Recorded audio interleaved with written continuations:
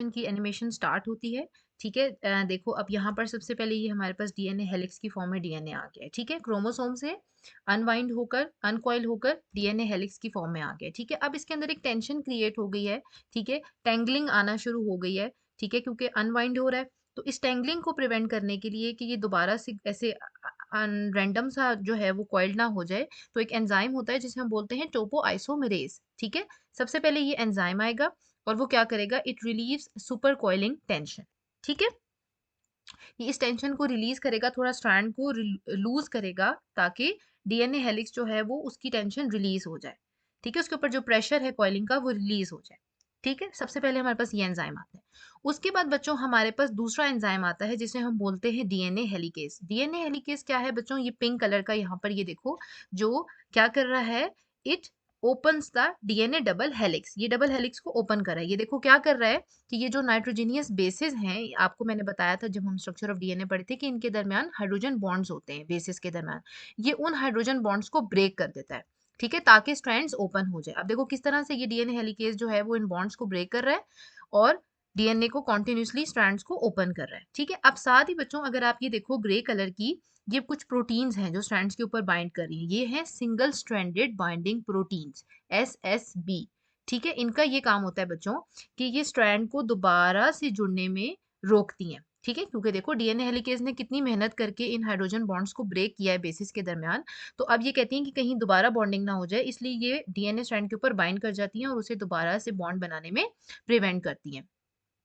ठीक है, अब ये देखो कि डीएनए हेलिकेज जो है वो किस तरह से ओपन कर रहा है। ठीक है, अब एक नया एंजाइम आया जिसे हम बोलते हैं डीएनए प्राइमेज। ठीक है, डीएनए प्राइमेज का क्या काम होता है बच्चों, ये ना हमारे स्ट्रैंड के नीचे प्राइमर ऐड करता है। ठीक है, रेड कलर का ये देख रहे हो 5 प्राइम से, ये मेरे एरो की तरफ देखो, 5 प्राइम टू 3 प्राइम एक छोटा सा आरएनए प्राइमर ऐड कर देगा हमारे डीएनए स्ट्रैंड के नीचे। ठीक है, और ये काम दोनों स्ट्रैंड्स पर होता है। ठीक है, ताकि डीएनए रेप्लिकेशन हो सके, साथ साथ ओपन हो रहा है, साथ साथ प्राइमर ऐड होता जा रहा है। ठीक है, अब ये बात आपको यहाँ पर थोड़ी ज्यादा क्लियर हो जाएगी कि जो डीएनए प्राइमेज है उसने क्या किया। ये देखो ये येलो कलर का 3 प्राइम से 5 प्राइम क्या दिखाया हुआ है, डीएनए का स्ट्रैंड दिखाया हुआ है। ठीक है, अब इसके नीचे क्या हुआ, 5 प्राइम से 3 प्राइम एक आरएनए प्राइमर ऐड हो गया। ठीक है, अब ये जो आरएनए प्राइमर है इसके आगे डीएनए के न्यूक्लियोटाइड्स ऐड होंगे, और ये कौन सा एंजाइम करेगा, डीएनए पॉलीमरेज 3। और बच्चों ये 3 आपने याद रखना है, क्योंकि जो डीएनए पॉलीमरेज 2 और 1 है वो डिफरेंट स्पीशीज में एग्जिस्ट करते हैं और उनके डिफरेंट फंक्शंस होते हैं। यूकैरियोट्स में, ह्यूमंस के अंदर जो डीएनए रेप्लिकेशन करता है वो कौन सा एंजाइम करता है, डीएनए पॉलीमरेज 3। ठीक है, और देखो कैसे ये इस 3 प्राइम एंड, ये जो प्राइमर का एंड है 3 प्राइम, इसके आगे देखो अभी न्यूक्लियोटाइड्स को ऐड करना शुरू करेगा। ठीक है, तो अब देखो ये कैसे डीएनए को जो है वो रेप्लिकेट कर रहा है, और इस स्ट्रैंड को हम क्या बोलते हैं, लीडिंग स्ट्रैंड। ठीक है, लीडिंग स्ट्रैंड क्योंकि ये कॉन्टिन्यूस है, इसमें कहीं पर भी ब्रेक नहीं आया, ये कॉन्टिन्यूसली ऐड हो रहा है इन 5 प्राइम टू 3 प्राइम डायरेक्शन, तो हम इसको क्या बोलते हैं, लीडिंग स्ट्रैंड। ठीक है, अब देखो ये लीडिंग स्ट्रैंड है और अनब्रोकन है। ठीक है, अब ये एक पूरा डीएनए स्ट्रैंड दिखाया है। अब देखो बच्चों, ये ऊपर जो ब्लू कलर का है ये वही लीडिंग स्ट्रैंड है जो भी हम पीछे देख रहे थे। ठीक है, अब उसके ऑपोजिट वाला जो स्ट्रैंड है, जो दूसरा स्ट्रैंड है डीएनए का, उस पर भी तो रेप्लिकेशन हो रही है, उस पर भी तो पॉलीमरेज इसी तरह न्यूक्लियोटाइड ऐड कर रहा है, लेकिन उसमें एक फर्क है। उसमें ये फर्क है बच्चों कि उधर फ्रेगमेंट्स की फॉर्म में रेप्लिकेशन होती है। ठीक है, क्यों, उसकी वजह क्या है बच्चों कि डीएनए पॉलीमरेज जो है वो बेसिस को सिर्फ 3 प्राइम एंड पे ऐड करता है। ठीक है, ठीक है, तो अब देखना किस तरह होगा, ये एसएसबीस देखो बाइंड है डीएनए स्ट्रैंड के ऊपर।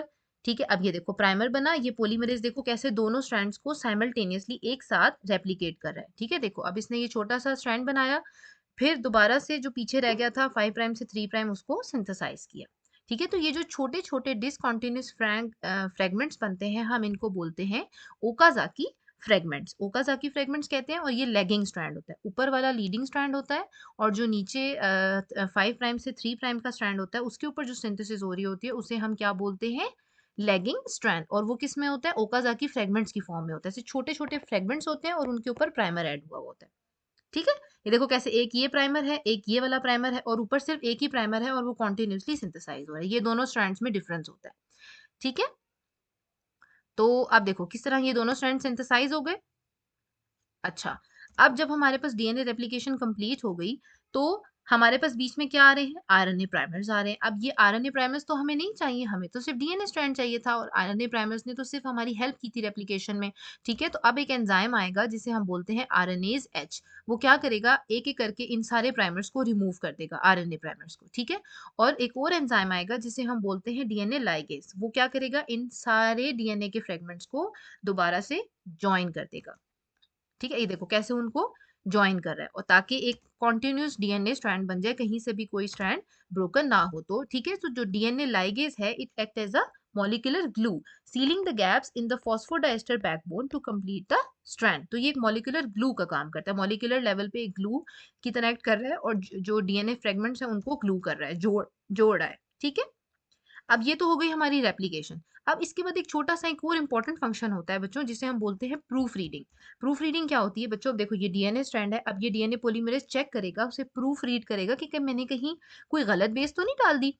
अब देखो जो ही उसको पता चला, ये देखो उसने मिसमैच को डिटेक्ट किया। उसने देखा कि यार यहाँ पर एक बेस जो है वो गलत ऐड हो गई है, ठीक है? मैंने यहाँ पर ये बेस ऐड नहीं करनी थी। तो वो क्या करेगा? सबसे पहले उस बेस को रिमूव करेगा। ठीक है, using 3 prime to 5 prime exonuclease activity. ये देख रहे हो, एक्सोन्यूक्लियस। एक्सोन्यूक्लियस का मतलब होता है exo means to outside, nucleus means nucleotide. तो remove the nucleotide outside the DNA, इसलिए हम इसको एक्सोन्यूक्लियस बोलते हैं, ठीक है?